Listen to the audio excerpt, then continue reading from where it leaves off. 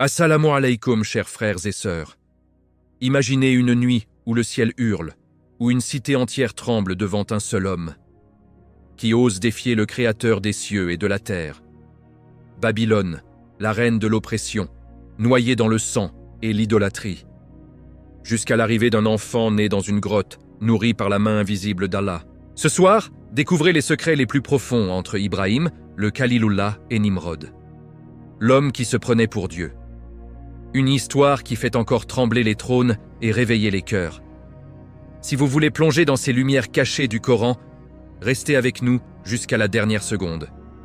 N'oubliez pas de liker cette vidéo dès maintenant et de vous abonner à Lumière cachée du Coran. La cloche est là pour vous prévenir. Allons-y ensemble. Chapitre 1. La nuit où le ciel a crié. La nuit était lourde sur Babylone. L'air sentait le cuivre et le sang séché. Les torches crachaient leur lumière jaune sur les murs noirs des temples, et les eaux de l'Euphrate murmuraient comme si elles avaient peur de ce qu'elles avaient vu. Nimrod, celui qui se faisait appeler Dieu, dormait sur son trône d'or incrusté de pierres volées aux vaincus. Mais cette nuit-là, le sommeil l'a trahi. Soudain, le ciel s'est déchiré. Une lumière aveuglante, plus forte que 1000 soleils, a explosé au-dessus de la ville. Elle a éteint les étoiles, effacé la lune, humilié le soleil lui-même. Nimrod s'est redressé d'un bond, le cœur cognant comme un tambour de guerre. Devant lui, une silhouette immense s'est dessinée dans cette clarté insoutenable. L'ombre a tendu une main, une seule main. Et d'un geste lent, presque méprisant, elle a projeté Nimrod du haut de son trône jusqu'au sol de marbre froid. Il s'est réveillé en hurlant, trempé de sueur, les mains tremblantes. Le rêve n'était pas fini. Il sentait encore le vide sous ses pieds, la chute interminable. Il a frappé dans ses mains. Les gardes ont surgi. Appelez-les, tous! Les astrologues, les devins, les mages, les lecteurs d'étoiles. Immédiatement! La salle la plus sombre du palais s'est remplie en quelques minutes. Des hommes aux yeux cernés de cols noirs, aux robes brodées de symboles lunaires, se sont inclinés jusqu'à terre. Nimrod, encore haletant, leur a raconté le rêve mot pour mot. Un silence glacial est tombé. Puis le plus ancien, celui dont la barbe touchait presque le sol, a levé un doigt noueux et a parlé d'une voix rauque. « Ô notre Seigneur, un enfant va naître. Un enfant porteur d'une nouvelle lumière. Cette lumière détruira ton trône, elle éteindra tes étoiles, elle brisera tes dieux de pierre et d'or. Prends tes mesures, ô roi. Vite !»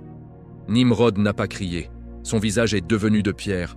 Ses yeux se sont rétrécis jusqu'à n'être plus que 2 fentes noires. « Que faut-il faire » a-t-il demandé. L'astrologue a baissé la tête. « Tous les garçons qui naîtront cette année doivent mourir. Aucun ne doit survivre. » La décision a été prise avant l'aube. Au lever du soleil, les héros ont parcouru les rues étroites de Babylone. Leur voix résonnait comme un glas. Par ordre du dieu Nimrod, tout enfant mâle né dans cette ville sera exécuté sur le champ. Que les mères se préparent, que les pères se taisent. La désobéissance sera punie de mort. Et la chasse a commencé. Des soldats casqués de bronze ont enfoncé les portes en bois. Des mères ont hurlé jusqu'à en perdre la voix. Des bébés ont été arrachés des bras tremblants. Des lames ont scintillé sous le soleil cruel. Le sang a coulé dans les caniveaux, a rejoint l'Euphrate, a rougi les eaux sacrées. On dit que 100 000 nourrissons ont péri cette année-là. 100 000 âmes innocentes offertes à la paranoïa d'un homme qui refusait de céder sa place à Allah. Babylone est devenue un immense cimetière à ciel ouvert. Les pleurs des mères se sont mêlés au vent du désert. Les pères ont baissé la tête, impuissants. Et dans ce chaos, une femme nommée Amatlaï attendait son heure. Elle portait l'enfant dans son ventre. Chaque jour qui passait augmentait le danger. Chaque coup de pied du bébé dans son ventre était un rappel. Le temps presse. Son mari, Hazar, travaillait dans les temples. Il sculptait des idoles pour Nimrod. Il était fidèle au roi Dieu. Si elle lui disait la vérité, il la livrerait lui-même au bourreau pour gagner une faveur, une promotion, un morceau de pouvoir. Amatlaï a choisi le silence et le courage. Les douleurs sont arrivées une nuit sans lune. Elle a regardé Hazar droit dans les yeux et lui a menti avec un calme terrifiant. « Va au temple, prie les idoles. Si c'est un garçon, je te l'apporterai. Tu le présenteras à Nimrod. Ta gloire sera grande. » Hazar, flatté, est parti sans se retourner. Amatlaï n'a pas attendu. Elle a pris une vieille couverture usée, a enveloppé ses épaules et est sortie dans la nuit, pieds nus. Le froid mordait ses chevilles. Chaque pas était une lame dans son ventre. Elle marchait courbée, retenant ses cris pour ne pas alerter les patrouilles. Elle a quitté les remparts, traversé les champs de roseaux, atteint la colline rocailleuse où s'ouvrait une grotte oubliée. Là, seule sous un ciel indifférent, elle a mis au monde Ibrahim alayhi salam. Le bébé n'a pas pleuré. Il a ouvert les yeux. Et dans ses yeux brillait déjà une lumière qui n'appartenait pas à ce monde. Amatlaï l'a pris contre elle, l'a allaité en tremblant, puis l'a enveloppé dans la couverture et déposé dans le coin le plus sombre de la grotte. Elle est rentrée chez elle en courant, le cœur déchiré, juste avant qu'Hazar ne revienne. Quand son mari est entré, elle pleurait. Il est né, très faible, il est mort tout de suite, je l'ai enterré dehors. Hazar a soupiré, soulagé. Tant mieux, au moins, pas de problème. À partir de cette nuit, la vie d'Amatlaï s'est coupée en deux. Le jour, elle jouait la femme ordinaire, souriante, soumise. La nuit, elle devenait une ombre courageuse. Elle quittait la ville dans l'obscurité, traversait les dangers, atteignait la grotte. Elle nourrissait son fils, l'embrassait, pleurait sur son petit visage, puis repartait avant l'aube. La grotte était silencieuse. Le bébé était seul. Mais il n'était pas abandonné. Un soir, Amatlaï l'a trouvé en train de sucer ses doigts. Elle s'est approchée, curieuse, et elle a vu. Du miel coulait entre ses petits doigts, du lait, du jus de dattes, tout ce dont un enfant a besoin. Elle a compris. Djibril alayhi salam, sur ordre d'Allah, nourrissait son fils chaque fois qu'elle ne pouvait pas venir. Les anges montaient à la garde autour de la grotte. Ibrahim grandissait à une vitesse surnaturelle. À 1 an, il avait l'apparence d'un enfant de 5 ans. À 5 ans, il parlait comme un homme de 10 ans. Son regard était profond, ses mots pesés, sa présence déjà empreinte de fitra pur, intacte, protégée du poison de Babylone. Dehors, les bourreaux continuaient leur chasse. Dedans, un enfant grandissait dans l'ombre, nourri par la miséricorde divine, gardé par les anges, destiné à briser les chaînes que Nimrod avait forgées autour des cœurs des hommes. Et pendant ce temps, dans son palais, Nimrod levait sa coupe d'or, ivre de pouvoir, convaincu que sa victoire était totale. Il ignorait qu'à quelques kilomètres de là, dans une grotte obscure, naissait la lumière qui allait consumer son empire de mensonges. La roue du destin tournait déjà, silencieusement, inexorablement. Chers frères et sœurs, si cette première lumière cachée vous a touché, si vous sentez votre cœur vibrer devant la puissance d'Allah qui protège ses serviteurs même dans les ténèbres les plus épaisses, alors likez cette vidéo dès maintenant. Abonnez-vous à Lumière cachée du Coran et activez la cloche pour ne rien manquer des prochains chapitres. Partagez autour de vous. Que cette histoire atteigne tous les cœurs assoiffés de vérité. Chapitre 2. L'enfant qui grandit dans l'ombre. Les années passèrent comme des ombres furtives sur les remparts de Babylone. Les cris des mères s'étaient tus, remplacés par un silence lourd, celui des cœurs résignés. Les bourreaux avaient rangé leurs épées tachées, convaincus que la menace était éteinte. Nimrod, dans son palais, buvait à nouveau dans sa coupe d'or, riait avec ses courtisans et se croyait maître absolu du destin. Il ignorait que, dans une grotte perdue au flanc d'une colline aride, un enfant respirait encore. Ibrahim grandissait. Pas comme les autres enfants. À 1 an, il marchait déjà avec assurance, ses pas légers sur le sol froid de pierre. À 3 ans, il parlait avec une clarté qui faisait frissonner sa mère lorsqu'elle venait la nuit. À 5 ans, il avait le regard d'un homme qui a déjà vu trop de choses. Ses yeux n'étaient pas ceux d'un enfant ordinaire. Il portait une lumière ancienne, une fitra intacte, pure, jamais souillée par les mensonges qu'on murmurait dans les rues de la ville. Amatlaï continuait ses voyages secrets. Chaque nuit où elle le pouvait, elle glissait hors des murs comme un fantôme, le cœur battant, évitant les patrouilles qui sillonnaient encore les environs. Arrivée à la grotte, elle le prenait dans ses bras, le nourrissait, le berçait, pleurait en silence sur ses cheveux noirs et doux. Puis elle repartait, laissant derrière elle l'enfant seul, mais jamais vraiment seul. Car Allah n'abandonne pas ses serviteurs. Quand la mère ne pouvait venir, une fièvre, un garde trop vigilant, une porte fermée à double tour, Ibrahim n'avait pas faim.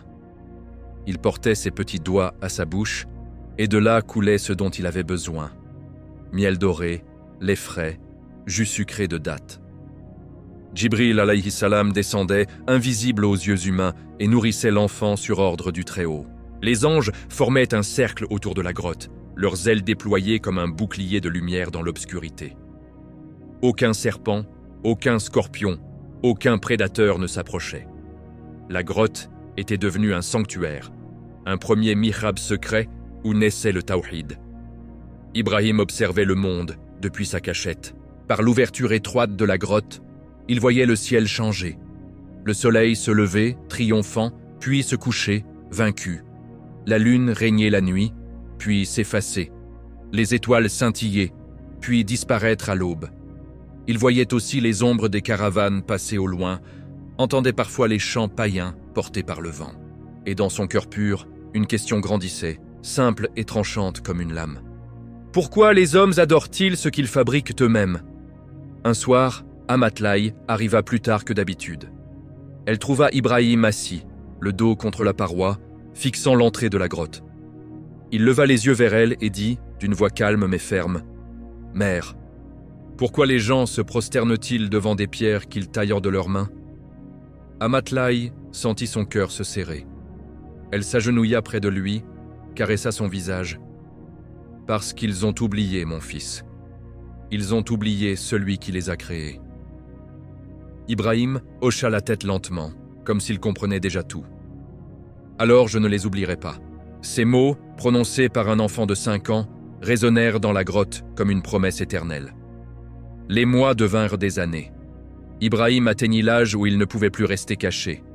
Amatlaï le savait. Le danger n'était plus seulement pour lui, mais pour elle aussi. Si on découvrait qu'elle avait menti, qu'elle avait sauvé un garçon condamné, la mort serait pour eux deux. Elle prit une décision déchirante. Il était temps qu'il descende en ville, qu'il affronte le monde qu'il n'avait vu qu'en rêve. Elle l'emmena une nuit, enveloppé dans un manteau sombre. Ils marchèrent en silence jusqu'aux portes de Babylone. Avant de le laisser partir seul, elle lui murmura « Ne parle pas trop vite, mon fils. Observe, apprends. Et souviens-toi toujours, ton rab est un. » Ibrahim entra dans la ville au lever du jour. Les rues s'éveillaient dans un vacarme familier. Marchands criant leurs prix, ânes braillant, idoles de pierre et de bois alignées sur les places, encens brûlant devant des statues aveugles. Il marcha parmi la foule, invisible, un jeune garçon aux yeux trop profonds pour son âge. Partout, il voyait la même scène. Des hommes et des femmes s'agenouillaient devant ce qu'ils avaient fabriqué. Ils versaient de l'huile sur des pierres inertes, imploraient des morceaux de bois sculptés, offraient des sacrifices à des figures qu'ils avaient eux-mêmes modelées. Ibrahim sentait une douleur étrange dans sa poitrine. Comment pouvait-on adorer son propre ouvrage ? Comment pouvait-on supplier ce qui ne répond jamais ? Puis, poussé par une force intérieure, il arriva devant un atelier ouvert sur la rue. L'odeur de bois scié, de peinture et de poussière l'enveloppa. Au centre, un homme d'âge mûr taillait un bloc de bois avec un ciseau. Ses mains étaient calleuses, son visage fatigué, ses yeux vides.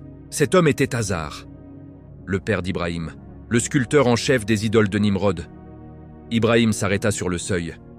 Azar leva la tête. Leurs regards se croisèrent. Quelque chose bougea dans le cœur d'Azar, un instinct, un souvenir enfoui, une reconnaissance du sang. Il ne comprit pas pourquoi, mais il sentit son pouls s'accélérer. « Qui es-tu, jeune homme » demanda-t-il d'une voix bourrue. Ibrahim entra sans peur. « Je cherche du travail, je sais observer, je peux apprendre. » Azar le toisa puis haussa les épaules. « Alors reste, prends ce ciseau, montre-moi ce que tu sais faire. » Ainsi commença la deuxième vie d'Ibrahim, apprenti chez son propre père, dans l'atelier où naissaient les dieux mensongers de Babylone. Mais chaque coup de ciseau qu'il donnait n'était pas pour créer un dieu. C'était pour comprendre jusqu'où allait l'aveuglement des hommes. Et chaque jour, dans le silence de son cœur, il se préparait à la confrontation qui approchait. Car la lumière qui avait brillé dans la grotte ne pouvait rester cachée éternellement. Chers frères et sœurs, si ce chapitre vous a fait ressentir la patience divine, la protection invisible d'Allah sur son serviteur dès le berceau, alors montrez votre soutien. Likez cette vidéo tout de suite, abonnez-vous à Lumière cachée du Coran et activez la cloche pour recevoir les prochains chapitres dès leur sortie. Partagez cette lumière autour de vous. que ces vérités atteignent les cœurs qui en ont besoin. Chapitre 3. Le père et le fils face au dieu de bois. Les jours s'écoulaient dans l'atelier d'Hazar comme une poussière fine qui s'accumule sur les outils. L'odeur du bois fraîchement coupé se mêlait à celle de la colle et de la peinture ocre. Les idoles naissaient sous les mains calleuses du père. Des visages figés, des yeux vides, des sourires sculptés qui ne souriaient jamais. Ibrahim travaillait en silence, observait, apprenait. Mais chaque coup de ciseau qu'il donnait était une question muette. Un matin, Hazar posa sur la table un bloc de bois massif. Aujourd'hui, on finit le grand Baal. Le roi veut qu'il soit prêt pour la fête. Travaillez bien, garçon. Si Nimrod est content, on mangera mieux ce mois-ci. Ibrahim s'approcha. Il prit le ciseau, mais au lieu de tailler les traits du dieu, il s'arrêta. Il regarda son père droit dans les yeux. « Père, cette chose que tu appelles Baal, peut-elle t'entendre quand tu pries ?» Hazar fronça les sourcils, le marteau suspendu en l'air. « Bien sûr qu'il entend. C'est notre Dieu. Il protège la ville. » Ibrahim pointa du doigt l'oreille, à moitié sculptée. « Mais c'est toi qui as fait cette oreille. Avec tes mains. Si elle n'entend pas encore, comment pourrait-elle t'entendre maintenant ?» Hazar posa violemment le marteau sur la table. Le bruit résonna dans l'atelier. « Tais-toi, gamin! Ne parle pas contre les dieux de nos pères. Prends ces idoles finies et va les vendre au marché. Crie fort. Qui veut acheter ce qui ne nuit ni ne profite? Non, crie. Les dieux protecteurs de Babylone. Ibrahim hocha la tête, mais ses yeux ne s'y aiment pas. Il chargea les petites idoles sur une charrette, les traîna jusqu'au marché bondé. Les marchands hurlaient, les acheteurs marchandaient, l'encens flottait partout. Mais quand Ibrahim arriva au centre de la place, il ne cria pas ce qu'on lui avait ordonné. Il s'arrêta, il posa la charrette, puis, devant des dizaines de regards curieux, il attrapa une idole par les pieds, la traîna dans la poussière, la poussa jusqu'au bord de la fontaine publique.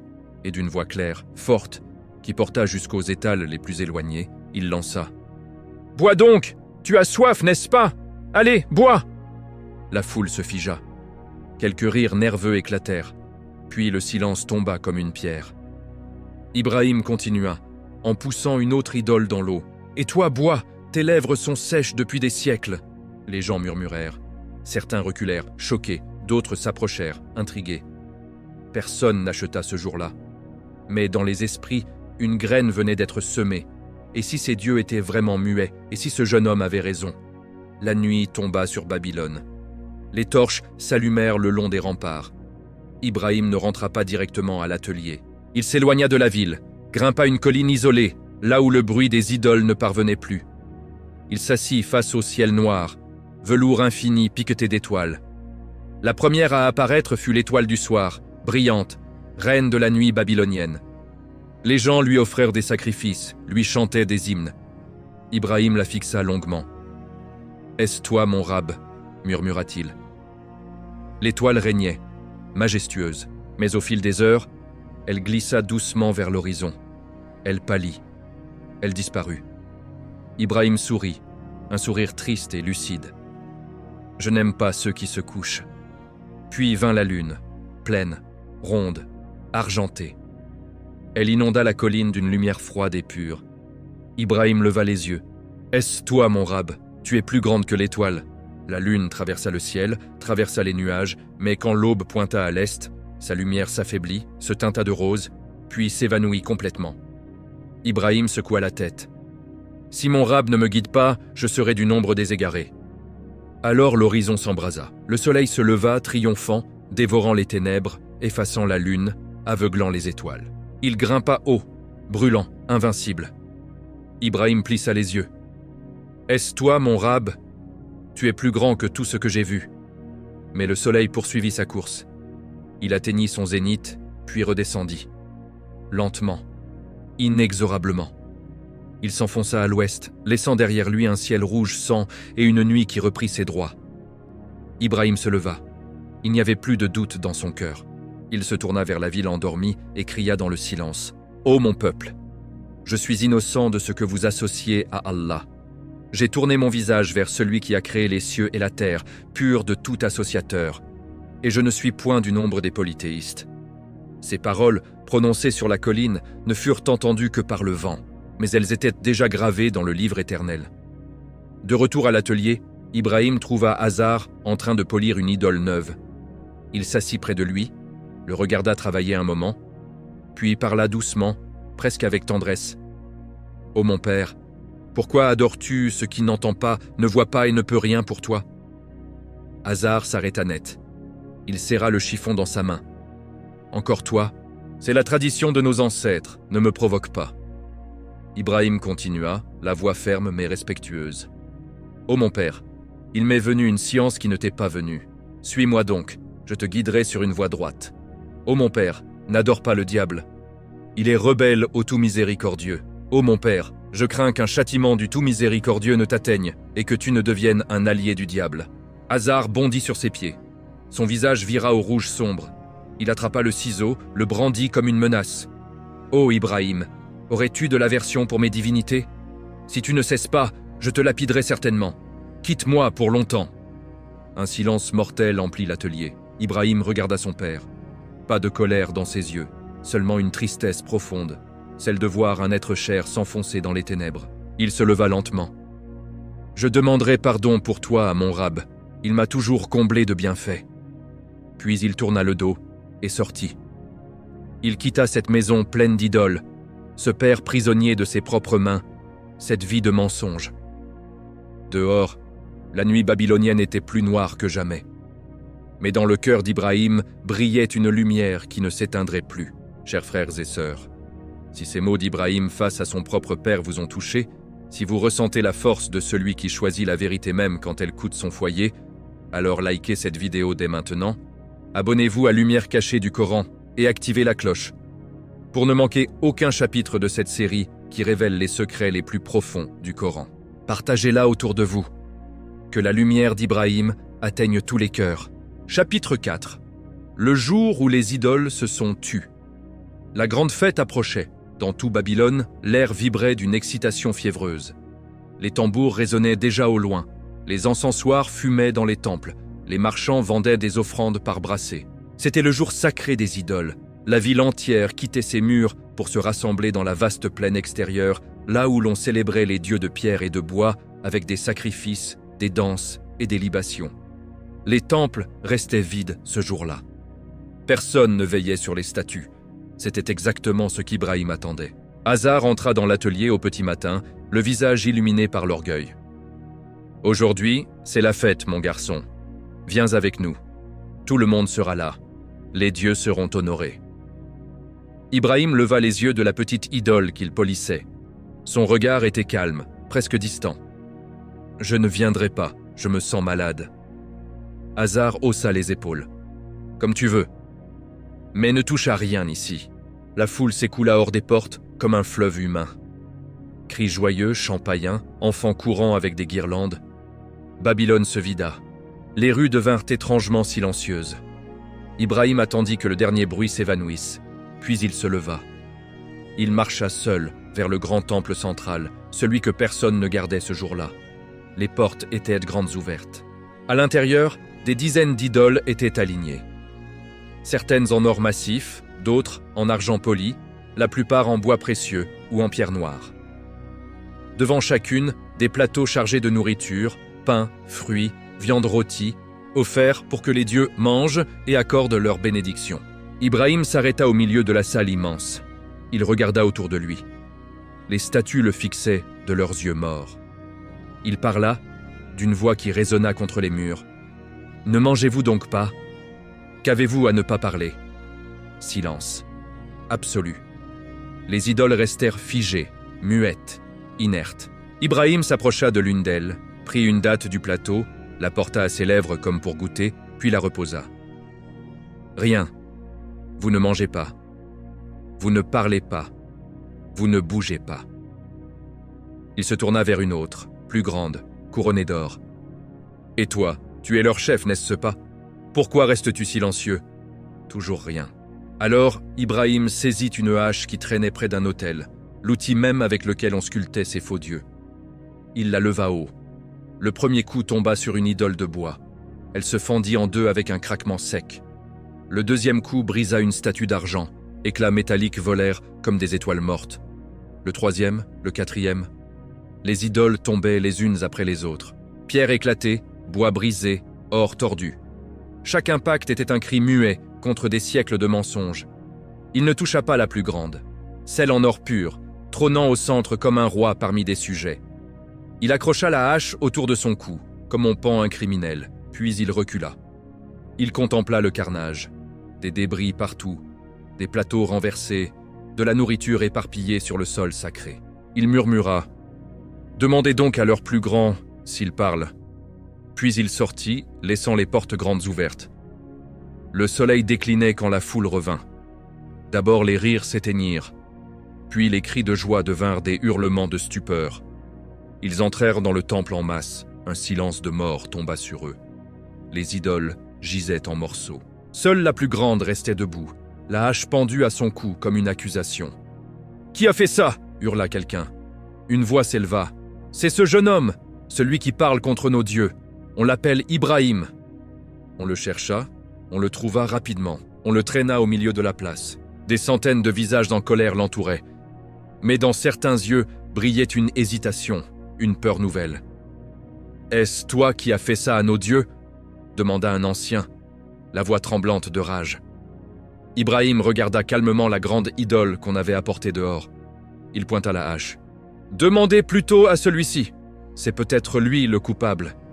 Interrogez-les s'ils peuvent parler. » La foule se tut un instant. Ils se regardèrent. Puis quelqu'un murmura « Il a raison, il ne parle pas. » Mais la vérité est dure à avaler quand elle menace les intérêts. L'hésitation dura peu. « Vous savez bien qu'il ne parle pas » cria un prêtre. « Alors pourquoi les as-tu brisés ?» Ibrahim leva la voix, claire et tranchante. « Honte à vous et à ce que vous adorez en dehors d'Allah. Ne raisonnez-vous donc pas ? Ce que vous adorez ne peut ni vous profiter, ni vous nuire. » La foule explosa. La fureur l'emporta sur le doute. « Brûlez-le! Brûlez-le! Aidez vos dieux !» Ces mots, « Aidez vos dieux », résonnèrent comme une sentence. Car si un dieu a besoin d'aide, ce n'est plus un dieu. Ibrahim fut emmené, les poignets liés. Mais dans ses yeux, il n'y avait ni peur ni regret. Seulement la certitude que le tawhid venait de frapper un premier coup mortel au cœur de Babylone. La nouvelle traversa la ville comme un feu de paille. Elle atteignit les portes du palais. Nimrod fut réveillé en pleine nuit. On lui raconta tout. Les idoles brisées, le jeune homme insolent, les mots qui avaient fait taire la foule un instant. Le roi Dieu se leva. Son visage était sombre. « Amenez-le-moi » La confrontation approchait, entre un faux Dieu sur son trône et le vrai serviteur du Créateur. Chers frères et sœurs, si ce chapitre vous a fait frissonner devant la puissance d'un seul homme face à une civilisation entière d'idolâtrie, si vous sentez que la vérité peut encore briser les chaînes aujourd'hui, alors likez cette vidéo immédiatement, abonnez-vous à Lumière cachée du Coran et activez la cloche pour ne rater aucun épisode de cette série qui dévoile les secrets les plus cachés du Coran. Partagez-la. Que la lumière d'Ibrahim éclaire les cœurs dans l'obscurité. Chapitre 5. Le face-à-face des trônes. Les portes du palais s'ouvrirent dans un grincement sinistre. Ibrahim fut traîné au centre de la salle du trône, les poignets encore liés par des cordes grossières. Des torches crachaient leur lumière rouge sur les colonnes de marbre veinées d'or. Des courtisans en robes brodées se tenaient alignés, immobiles comme des statues. Au fond, sur un trône surélevé, Nimrod était assis. Pas un roi, un homme qui se croyait Dieu. Sa barbe noire était taillée en pointe parfaite. Ses yeux sombres brillaient d'une colère contenue. Il ne bougea pas quand Ibrahim entra. Il se contenta de lever une main ornée de bagues lourdes.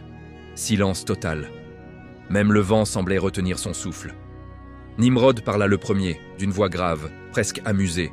« Pourquoi ne te prosternes-tu pas » Ibrahim releva la tête. Il ne baissa pas les yeux. Il ne trembla pas. Sa voix sortit calme, claire, comme une eau pure au milieu du désert. « Je ne me prosterne que devant celui qui m'a créé, toi et moi. » Un murmure parcourut les courtisans. Certains retinrent leur souffle. Nimrod plissa les yeux. Il se pencha légèrement en avant. « Et qui est ce Rab dont tu parles » Ibrahim répondit sans hésiter. « Mon Rab est celui qui donne la vie et qui donne la mort. » Nimrod éclata d'un rire sec qui résonna contre les murs comme un coup de fouet.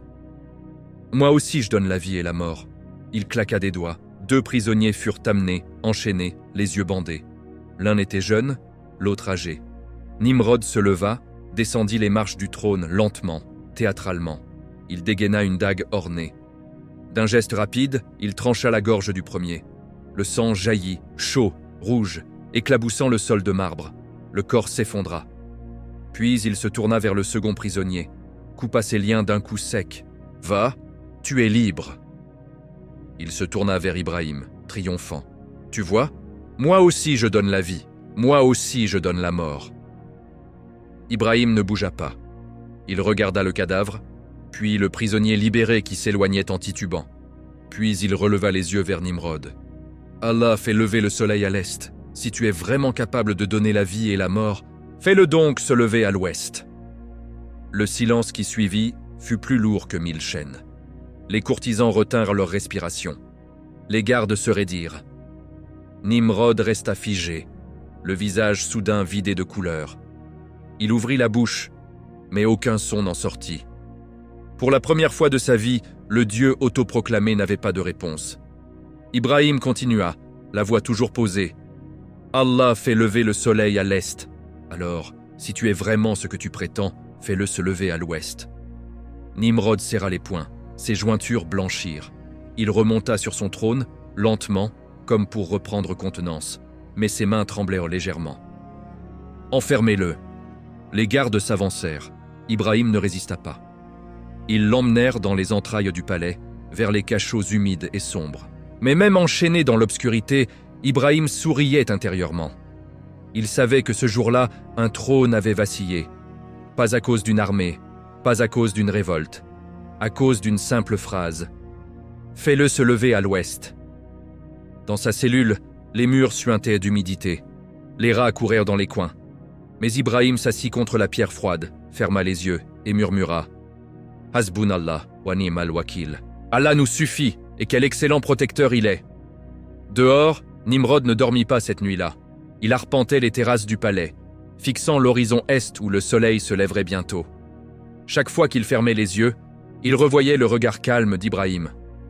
Chaque fois qu'il serrait les poings, il sentait la phrase lui brûler les oreilles. « Fais-le se lever à l'ouest !» Il convoqua ses conseillers à l'aube. La salle était éclairée par des torches vacillantes. « Que faire de cet homme ?» demanda-t-il la voix rauque. Un vieil astrologue s'avança, tête basse. « Ô notre Seigneur, il a défié votre divinité devant tout le monde. Si vous le tuez simplement, il deviendra un martyr. Il faut une punition qui inspire la terreur éternelle. Une punition qui montre que même son Dieu ne peut rien contre vous. » Nimrod se tourna vers la fenêtre. Le soleil montait lentement à l'est, comme chaque jour. Inexorable. Incontrôlable. « Le feu !» murmura-t-il. « Nous allons le brûler, mais pas n'importe comment. Nous allons allumer un brasier que le monde n'a jamais vu. Et quand il criera, quand il suppliera, tout Babylone saura que Nimrod est plus fort que le Dieu d'Ibrahim. » Les conseillers inclinèrent la tête. L'ordre fut donné. Dehors, les héros parcoururent les rues. Par ordre du dieu Nimrod, tout bois, toute branche, tout objet inflammable doit être apporté à la grande plaine. Nous allons brûler l'ennemi des dieux. Babylone obéit. Les femmes apportèrent les meubles de leur maison. Les pauvres donnèrent leurs dernières planches. Les riches achetèrent du bois par charretée. Pendant un mois entier, le bois s'empila. Une montagne de bois. Une montagne de haine. Au centre, un espace circulaire fut dégagé. Des pierres furent disposées pour former un immense foyer. Quand tout fut prêt, Nimrod monta sur une tour d'observation, les yeux brillants. « Allumez !» Des milliers de torches furent jetées en même temps. Le feu prit d'un coup. Un rugissement assourdissant monta vers le ciel. Les flammes grimpèrent à des hauteurs folles. La chaleur était telle que les oiseaux s'embrasaient en volant trop près. La fumée noircit le jour. Babylone entière sentait l'odeur du brasier. Nimrod sourit dans les reflets rouges. « Amenez-le, qu'il voie ce qu'il attend. » Mais les soldats ne purent bon s'approcher. La chaleur carbonisait leurs boucliers, brûlait leurs vêtements. Ils reculèrent, impuissants. Un homme s'avança alors, Hunun, le conseiller le plus rusé, celui que certains murmuraient être l'ombre de Shaitan lui-même. « Ô roi, Construisons une catapulte, la plus grande jamais vue. Nous le lancerons dans le cœur du feu comme une pierre. Ainsi, même son Dieu ne peut rien contre vous. » Nimrod éclata de rire. « Oui, fais-le. » Les cordes furent tendues entre deux piliers massifs. La catapulte fut prête en quelques jours. Ibrahim fut sorti de sa cellule, traîné jusqu'à la plaine. La foule hurlait. Certains pleuraient en secret, d'autres criaient pour la mort. Ibrahim fut attaché sur la plateforme de bois. Devant lui, un océan de flammes rugissantes. Nimrod, depuis sa tour, cria « Où est ton Dieu maintenant, Ibrahim? Appelle-le, qu'il te sauve !» Ibrahim leva les yeux vers le ciel. Pas de peur, pas de doute, seulement une paix profonde. Et il murmura « Hasbunallah wa ni'mal wakil » Chers frères et sœurs, si ce face-à-face vous a fait sentir la force invincible de la foi face à la tyrannie la plus arrogante, si vous avez ressenti que même les plus grands trônes tremblent devant une vérité simple, alors likez cette vidéo tout de suite, abonnez-vous à Lumière cachée du Coran et activez la cloche pour ne manquer aucun chapitre de cette histoire qui continue de secouer les cœurs à travers les siècles. Partagez-la autour de vous. Que la lumière d'Ibrahim illumine encore plus d'âmes. Chapitre 6. Le brasier qui devint jardin. La plaine de Babylone était devenue un enfer vivant. Les flammes montaient si haut qu'elles semblaient lécher les nuages. Le rugissement du feu couvrait les cris de la foule, les hennissements des chevaux affolés, le crépitement incessant du bois qui se tordait en agonisant. La chaleur était insoutenable. À 100 pas, les visages rougissaient, les vêtements fumaient, les yeux pleuraient. Même les oiseaux, attirés par cette lumière infernale, s'embrasaient en plein vol et tombaient comme des torches noires. Depuis sa tour d'ivoire et d'or, Nimrod observait, les bras croisés, un sourire cruel aux lèvres. À ses côtés, Hunun, l'homme au regard de serpent, murmurait « Regardez, ô Dieu de la terre, même son rab ne peut éteindre ce que nous avons allumé. » La catapulte était prête. 2 piliers massifs, des cordes épaisses comme des bras d'hommes tendus à se rompre. On amena Ibrahim, les mains liées dans le dos, sa tunique blanche déjà noircie par la suie ambiante. La foule hurla son nom en cadence. « Ibrahim, Ibrahim, au feu, au feu !» Il fut hissé sur la plateforme de bois.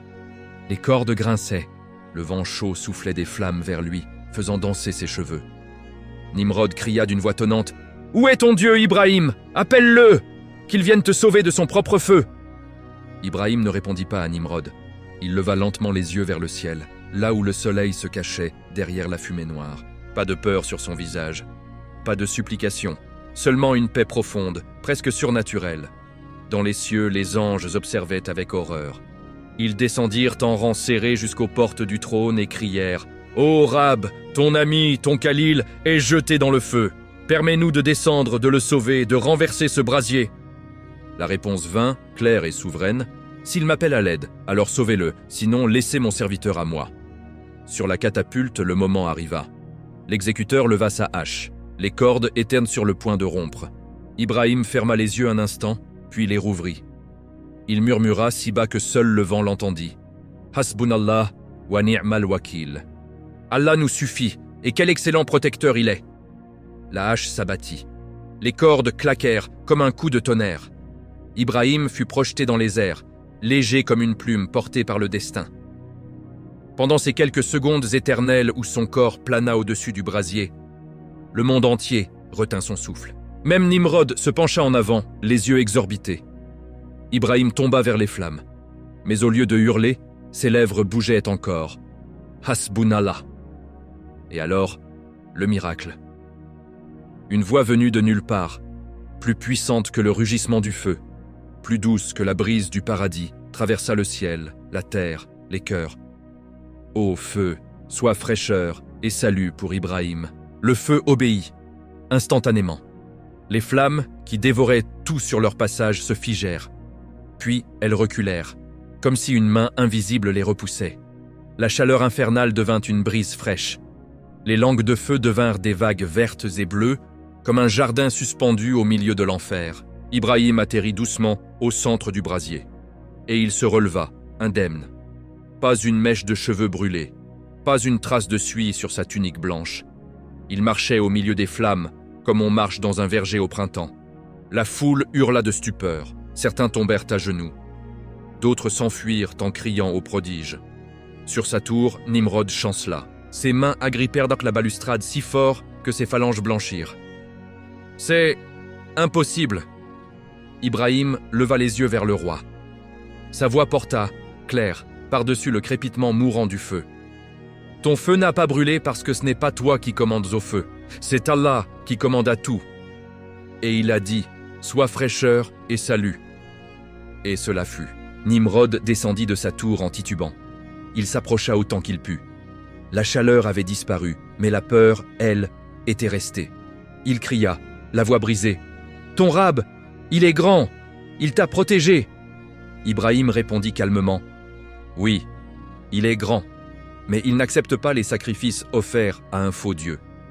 Tes bêtes égorgées ne rachètent rien tant que ton cœur reste associé à lui. » Ce jour-là, Nimrod fit abattre des milliers d'animaux, en offrande au Rab d'Ibrahim. Mais ce n'était pas de la foi. C'était de la peur déguisée. Il admirait la puissance, mais refusait de s'incliner. Dans la foule, certains cœurs changèrent. Quelques-uns crurent en silence, sans bruit, sans cri. Car la foi véritable naît parfois dans les braises d'un miracle, loin des regards. Ibrahim sortit du brasier comme on sort d'un jardin. Il ne se vanta pas. Il ne défia personne. Il marcha simplement, laissant derrière lui un feu vaincu et un peuple ébranlé. Babylone n'était plus la même. Les idoles étaient toujours là, mais les cœurs portaient désormais une fissure. Nimrod pouvait encore régner par la terreur.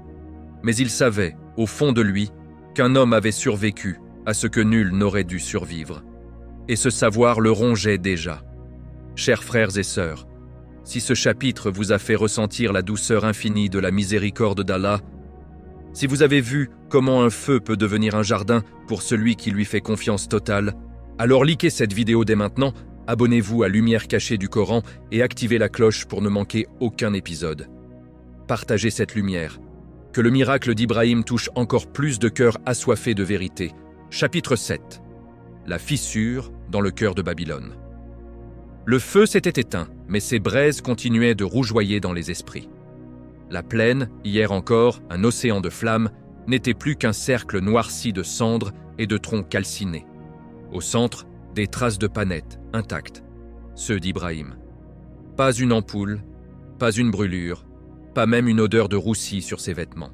La foule s'était dispersée lentement, en silence, comme si parler trop fort risquait de réveiller la colère du ciel.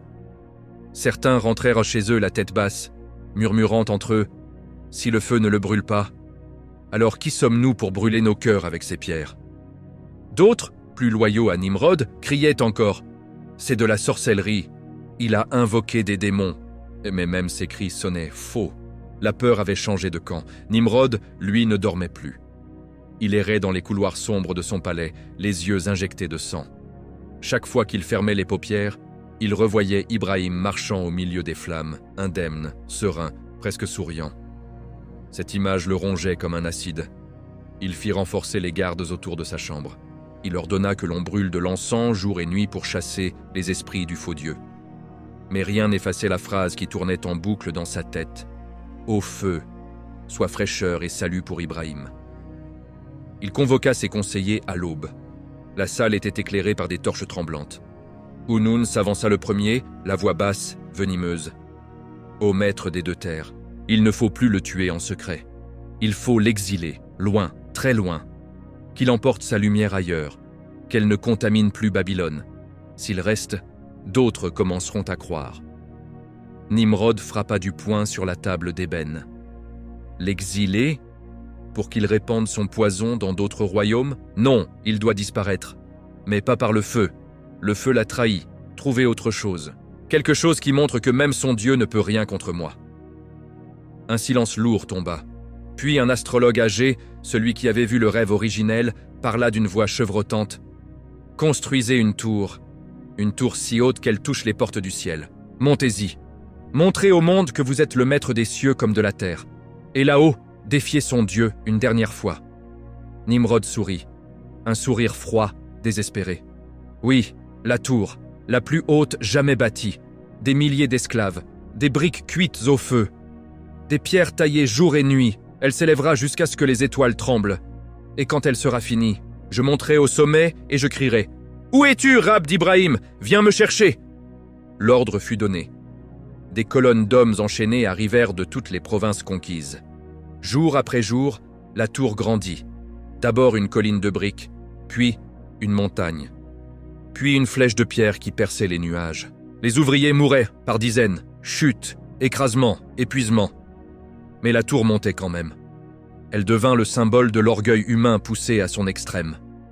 Pendant ce temps, Ibrahim vivait encore dans la ville, sous surveillance étroite. Il ne prêchait pas dans les rues, il ne criait pas. Il se contentait d'être là, un homme qui avait traversé le feu et en était sorti plus lumineux. Des gens venaient le voir en secret, la nuit, dans les ruelles sombres. Ils posèrent des questions timides. « Comment as-tu fait pour ne pas brûler ?» Ibrahim répondait simplement « Je n'ai rien fait.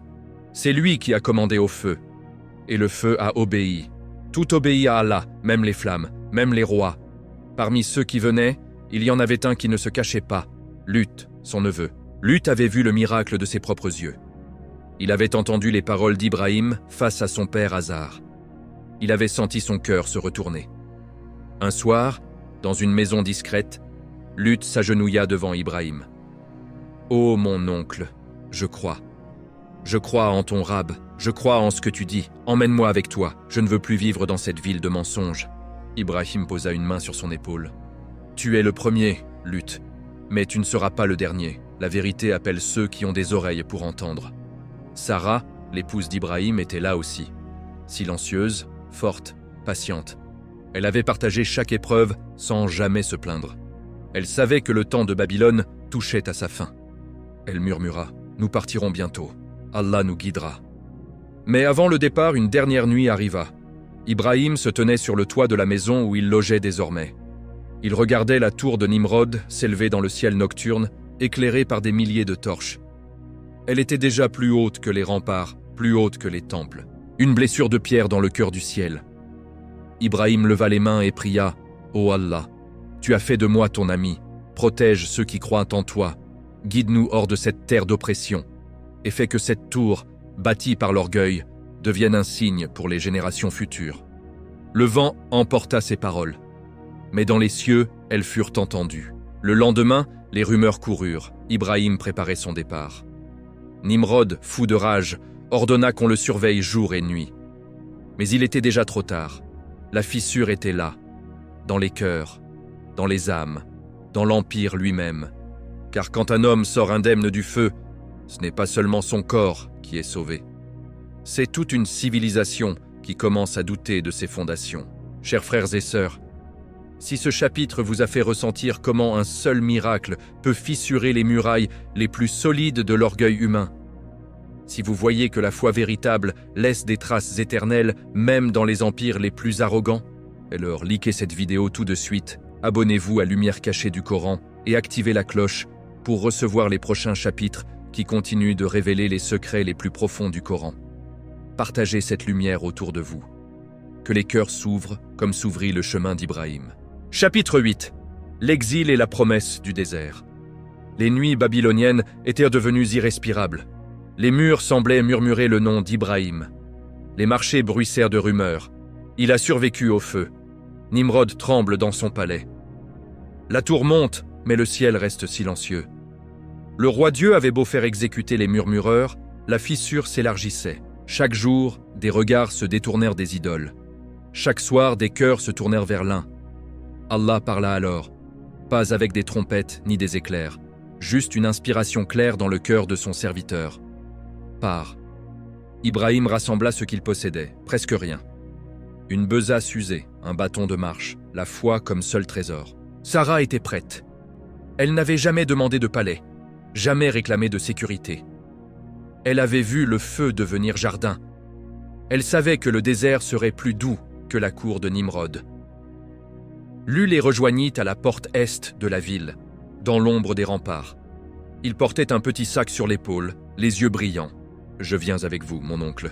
Cette ville est morte. Je veux vivre où l'on respire Tawhid. » Ibrahim posa une main sur son épaule. « Tu es le premier fruit de cette semence, mais le chemin sera long et les épreuves ne s'arrêteront pas au feu. » Ils partirent avant l'aube, quand les gardes dormaient encore, ivres de vin et de victoires illusoires. Pas de cortège, pas d'adieu.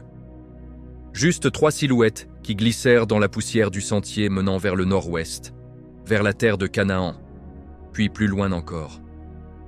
Les premiers jours furent silencieux. Le soleil tapait dur, le vent portait l'odeur du sel et du sable. Sarah marchait à côté d'Ibrahim, le pas régulier, le cœur calme. Luth fermait la marche, scrutant l'horizon comme s'il craignait que Nimrod envoie des cavaliers. Un soir, autour d'un maigre feu, Ibrahim parla. « Nous ne fuyons pas la peur. Nous allons vers une promesse. Allah m'a dit « Je ferai de toi un guide pour les mondes. » Mais avant les nations, il y aura le vide, le désert, la solitude. Et c'est là que la foi se forge vraiment. Sarah leva les yeux vers les étoiles. « Et si nous n'avons pas d'enfants, si cette promesse s'arrête avec nous ?» Ibrahim prit sa main. « La promesse d'Allah ne dépend pas de nos ventres, elle dépend de sa volonté. Patience, ma compagne. Le feu n'a pas brûlé, le désert ne nous engloutira pas. » Ils traversèrent des vallées arides, des rivières à sec, des villages où on les regardait avec méfiance. Partout, Ibrahim parlait peu, mais quand il ouvrait la bouche, les mots portaient. Des bergers s'arrêtaient, des marchands écoutaient. Quelques-uns demandaient « Qui est ce rab dont tu parles ?» Et Ibrahim répondait simplement « Celui qui a fait le ciel sans piliers, que vous voyez, et la terre comme un tapis pour vous. Celui qui fait vivre et mourir. Celui qui commande au feu d'être frais. » Ils arrivèrent enfin aux portes d'une terre nouvelle, l'Égypte. Le Nil brillait sous le soleil comme un ruban d'argent. Les palmiers se balançaient. Mais la sécurité n'était pas au rendez-vous. Le roi d'Égypte, un pharaon aux yeux avides, entendit parler d'une femme d'une beauté exceptionnelle qui voyageait avec 2 hommes. Sarah fut appelée au palais. Ce n'était pas une invitation, c'était un ordre. Ibrahim sentit son cœur se serrer. Il prit Sarah à part avant qu'elle ne parte.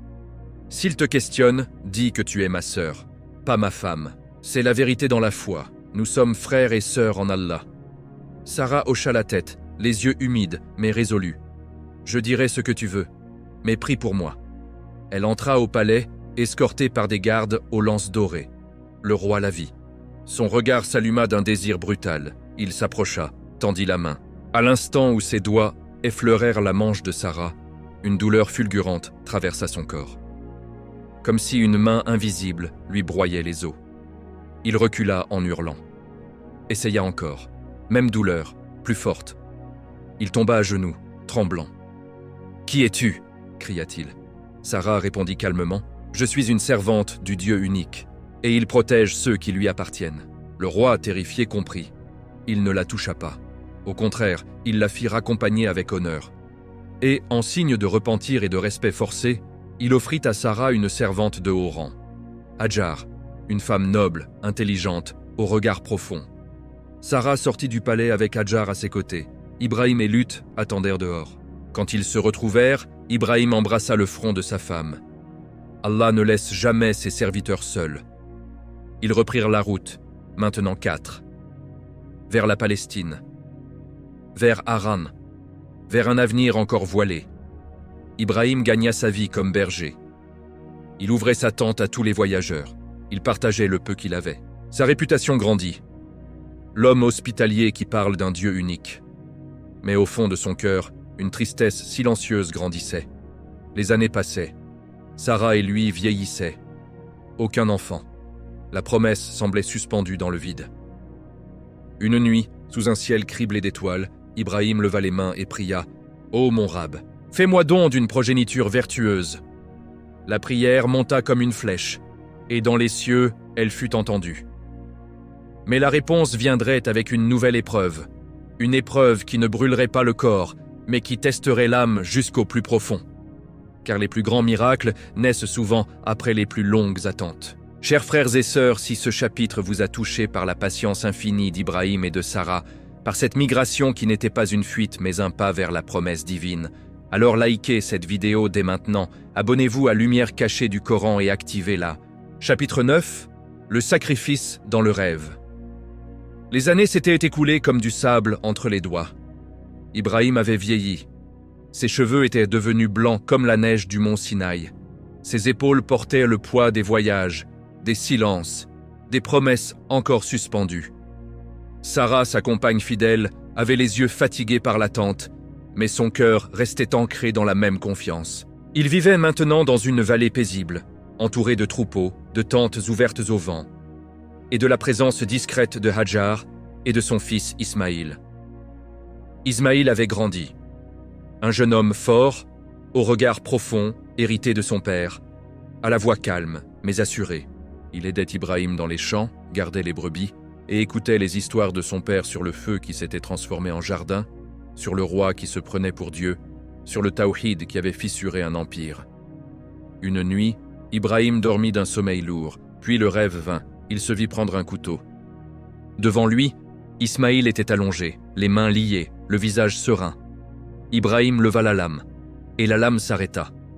Il se réveilla en sursaut, le cœur battant à se rompre. Il se leva, marcha dans la nuit fraîche, leva les yeux vers les étoiles. « Un rêve, juste un rêve », murmura-t-il. Mais la nuit suivante, le même rêve revint, identique, plus net. La lame, le regard d'Ismaïl, le silence du ciel. La troisième nuit, il n'y eut plus de doute. Ce n'était pas un cauchemar envoyé par Shaitan. C'était un commandement clair, direct, venu d'Allah lui-même. Ibrahim s'assit à l'aube, le visage grave. Il appela Ismaïl. Le jeune homme vint, s'assit près de lui sur la natte usée. « Mon fils, j'ai vu en rêve que je te sacrifiais. » Ismaïl ne pâlit pas, il ne cria pas. Il regarda son père droit dans les yeux. « Ô mon père, fais ce que tu as été commandé. Tu me trouveras, si Allah le veut, parmi les patients. » Ces mots tombèrent comme une pluie sur un sol sec. Ibrahim sentit les larmes monter, mais il les retint. Il serra son fils contre lui un long moment. Puis il se leva. « Nous partirons demain. » Hajar sentit le changement dans l'air. Elle vit Ibrahim préparer le couteau, aiguiser la lame avec soin, prendre une corde solide. Elle comprit sans qu'on lui dise. Son cœur se serra, mais elle ne posa pas de questions. Elle savait que certains tests ne s'expliquent pas. Ils se vivent. Shaitan, lui, ne resta pas silencieux. Il apparut d'abord à Hajar, sous les traits d'un voyageur fatigué. « Sais-tu où Ibrahim emmène ton fils » Hajar répondit calmement. « Vers un ami. » Shaitan ricana. « Non, femme. Il va le sacrifier. Il croit que son Dieu le lui a ordonné. » Hajar leva les yeux vers le ciel. « Si Allah l'a commandé, alors c'est bon. » Shaitan recula, vaincu par cette soumission absolue. Puis il alla vers Ismaïl, sur le chemin. « Ton père t'emmène pour te tuer.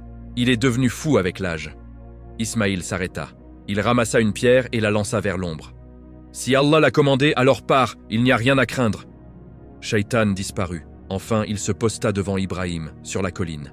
« Ô vieil homme, un rêve. Vraiment. Et si c'était une illusion? Et si tu allais tuer ton propre fils pour rien ?» Ibrahim s'arrêta. Il ramassa 3 pierres. Il en lança une, puis une autre, puis la troisième. « Arrière, Shaitan. Je te reconnais. Et je te chasse. » Chaque lancé marqua un endroit. Ces 3 pierres deviendraient, des siècles plus tard, les Jamarats du Hajj. Ils arrivèrent dans la vallée sacrée. Ibrahim prépara tout. Il attacha Ismaïl avec douceur, serra les liens pour qu'il ne blesse pas, aiguisa une dernière fois le couteau. Ismaïl murmura « Ô mon père, couche-moi sur le côté gauche. Mets de la terre sous ma joue pour que je ne voie pas ton visage quand tu frapperas. Et dis à ma mère que je l'aime. » Ibrahim pleura. Des larmes silencieuses coulèrent sur sa barbe blanche. Mais ses mains ne tremblèrent pas. Il leva le couteau. Il posa la lame sur la gorge de son fils. Et il frappa. La lame ne coupa pas. Il frappa une seconde fois. Rien. Une voix descendit du ciel, plus claire que le tonnerre, plus douce que la brise. « Ô Ibrahim, tu as rempli le rêve. C'est ainsi que nous récompensons les bienfaisants. » Ibrahim lâcha le couteau. Il tomba à genoux. Ismaïl se releva, indemne. Ils s'enlacèrent, pleurant de joie et de reconnaissance. Djibril apparut alors, portant un bélier immense, descendu du paradis. Ses cornes brillaient comme de l'or. « Sacrifie ceci à la place de ton fils. » Le takbir s'éleva. « Allahu Akbar. Allahu Akbar. Allahu Akbar. » Ce takbir résonne encore aujourd'hui. Chaque année, dans la gorge des millions de pèlerins. Ibrahim et Ismaël retournèrent vers Hadjar. La famille se reforma. Le sacrifice n'avait pas pris une vie, il avait donné une leçon éternelle. La soumission totale, la confiance aveugle. L'amour qui accepte de tout perdre pour celui qui donne tout. Et dans cette vallée, un nouveau chapitre s'ouvrait, celui de la maison sacrée, de la source qui jaillirait plus tard, de la nation qui naîtrait de ce sacrifice consenti. Chers frères et sœurs, si ce chapitre vous a fait trembler devant la grandeur de la soumission d'Ibrahim et d'Ismaïl, si vous avez ressenti que le vrai sacrifice n'est pas dans le sang mais dans le cœur, alors likez cette vidéo immédiatement, abonnez-vous à Lumière cachée du Coran et activez la cloche pour ne manquer aucun chapitre de cette série qui révèle les secrets les plus profonds et les plus émouvants du Coran. Partagez-la. Que cette histoire du sacrifice touche les cœurs et renforce la foi. Chapitre 10. La naissance d'une maison au cœur du néant. Le sacrifice avait laissé une marque invisible sur la vallée. Ibrahim marchait désormais avec une gravité nouvelle, comme si chaque pas portait le poids d'une promesse accomplie.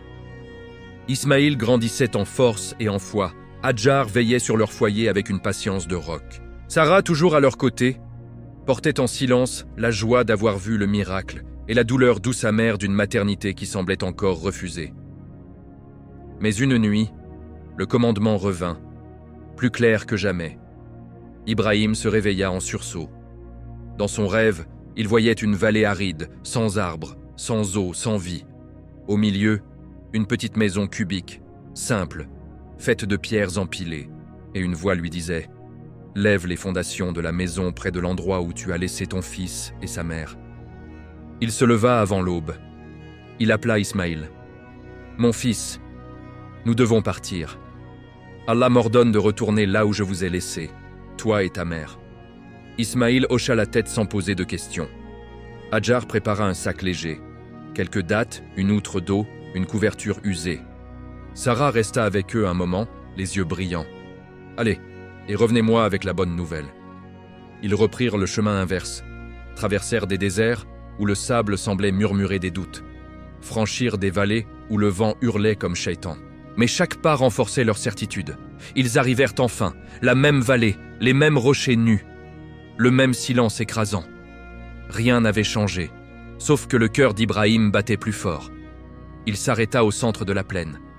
Il leva les mains vers le ciel vide. « Ô mon Rab, j'ai établi une partie de ma descendance dans une vallée sans culture, auprès de ta maison sacrée, afin qu'ils accomplissent la prière. Fais donc que les cœurs des gens s'inclinent vers eux et nourris-les de fruits, afin qu'ils soient reconnaissants. » La prière s'éleva, pure, déchirante. Puis Ibrahim se tourna vers Ismaïl. « Aide-moi, mon fils, nous allons bâtir. » Ils commencèrent avec leurs mains nues, ramassèrent des pierres éparses, les empilèrent. Pas de ciment, pas d'outils sophistiqués, juste la foi et la sueur. La structure prit forme, un cube simple, sans ornement, sans statue, sans idole. Une maison pour l'unique. Quand les murs atteignirent la hauteur des épaules, Ibrahim s'arrêta. Il regarda Ismaïl. « C'est ici que tout recommence.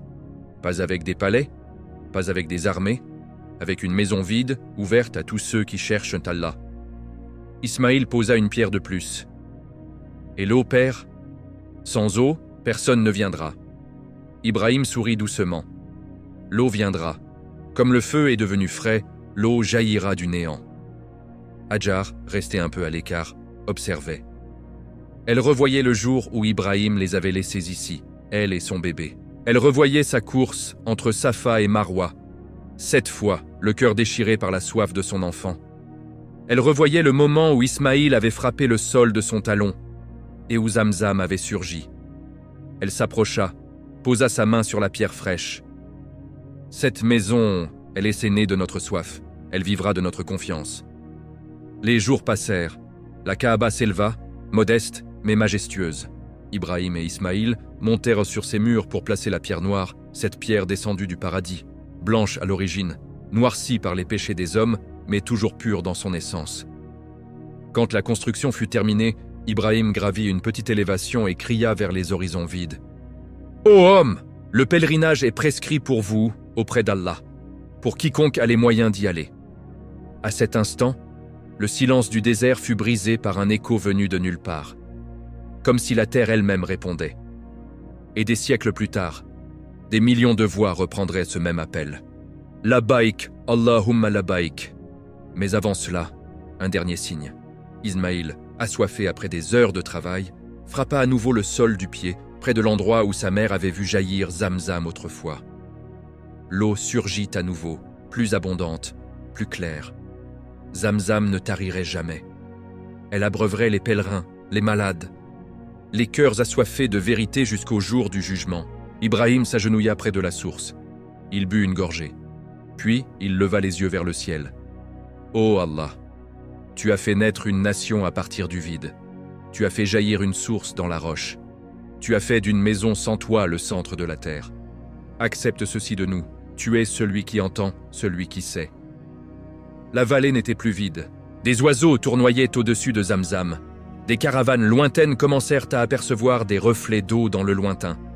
Des tribus s'approchèrent, demandèrent de l'hospitalité. Ibrahim les accueillit tous, sans distinction. Et ainsi naquit la Mecque, pas par la force, pas par la richesse, par une promesse tenue, par un sacrifice consenti, par une soumission totale. Ibrahim se tourna vers Ismaïl et Hajar. « Cette maison n'est pas pour nous seuls, elle est pour tous ceux qui viendront après nous, jusqu'à ce que le monde s'éteigne. » Et dans le silence du désert, une nouvelle ère commença. L'ère d'une nation qui naîtrait du tawhid, d'une prière qui traverserait les âges, d'une source qui ne s'épuiserait jamais. La lumière qui avait brillé dans la grotte de Babylone, qui avait survécu au feu de Nimrod, qui avait traversé les déserts de l'exil, brillait maintenant au centre du monde, et elle ne s'éteindrait plus. Chers frères et sœurs, nous voici au terme de cette série.